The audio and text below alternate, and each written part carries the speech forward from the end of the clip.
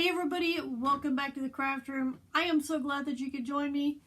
I have a finished project for y'all, one that I showed you in the last video that you all seen. Y'all, I'm from Kansas. Anyway, y'all, I didn't know that word until I moved to Kansas.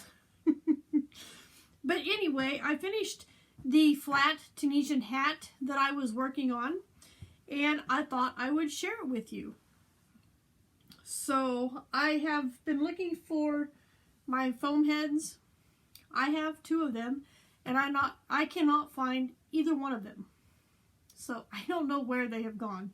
But anyway, I guess I will put it on for you guys so that you can see what it looks like on my head, which isn't made of foam. There's a little bit in between the two sides. Maybe not a whole lot, but there's a little bit there.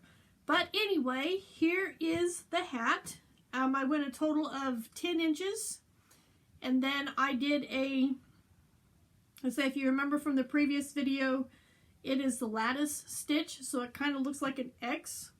So what I did was, after I got my 10 inches, I did one more row, but I did a Tunisian simple extended stitch, and I went through, I did a slight decrease.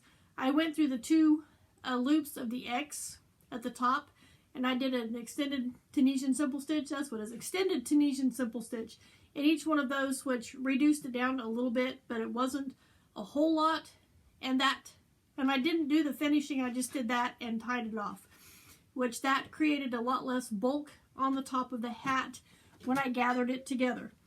And also, since all I had was the scrap of blue that I showed you guys, let me get what I have left. I actually had a little bit left. I was using what was part of an Addie hat that Addie was not cooperating with. I don't know, I didn't even make it halfway, I don't think. But anyway, nonetheless, that's what I was using, and I was just unraveling it as I went. And this is all that I have left. So if you guys remember, it was, probably that much. Good enough to make a good sized cowl, but this wouldn't be too big.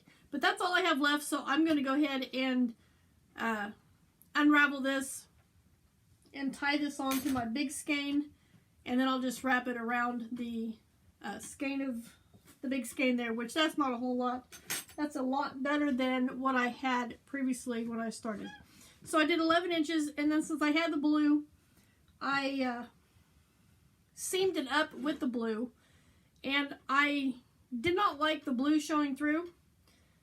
However, it does slightly show through at this point, but I was able to figure out a way to where the blue was not what you seen laying, there in between the two stitches.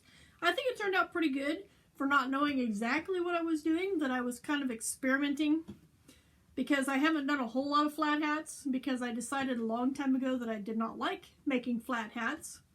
But they're slowly growing on me, because there is more stitch patterns that I can do when I make a flat hat compared to when I make one in the round, that I've figured out anyway. So here we go. Here is the front side of the hat. It kind of, when you fold it flat, it kind of looks like a bell. Or maybe a pineapple who lives in a pineapple under the sea. But this is what I had of the blue. Most of it is done in the yellow. As you can see, the lattice stitch there. And then I continued that at the top. Like I said, I did gather it, which I think the gather in the top looks very good. And no, there is no plan for a pom-pom. I am not a big fan of pom-poms. I really do not care for pom-poms. But as you can see, like I showed you in the last video, I did the rib stitch. It's a 2-1 with a Tunisian knit stitch and a Tunisian reverse purl stitch. And then I did a couple rows of knit, and I decided that was going to be too bulky. And then my friend suggested the lattice stitch, so I did that for the rest of the hat, changing to blue at the top because I snipped the yellow to start another project. And blue and gold are the local school colors, so I think that'll work really well. Here is the back of the hat where I seamed it up. As you can see, it looks all right.